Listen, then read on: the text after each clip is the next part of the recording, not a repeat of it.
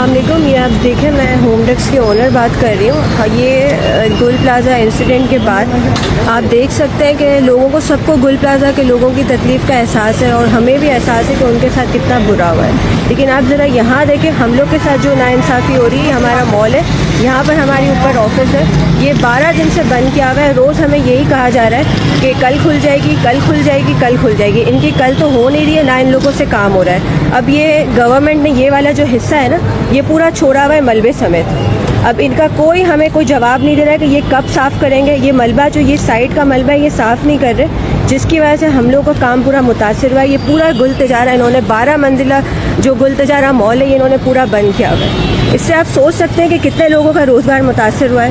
ویسے ہی انہوں نے آدھے لوگوں کو تو انہوں نے زندہ لاشیں بنا کر مار دیا ہے, ٹھیک ہے, اور باقی لوگوں کو یہ اب چاہ رہے ہیں کہ یہ بھوک سے اور اپنی مفلسی سے یہ مر جائیں. آگے رمضان کا ٹائم ہے, آپ سوچیں کہ ہمارے کمانے کا ٹائم تھا, ہم نے لاکھوں روپے کا ایڈ بجٹ اسپینڈ کیا ہوا ہے, لیکن ان لوگوں کو بالکل احساس نہیں ہے, جو کہ ہمارے لاکھوں روپے کا تو نقصان ہو چکا ہے, کیونکہ 12 دن بعد ہمارا آرڈر تو اب کوئی نہیں لینے والا.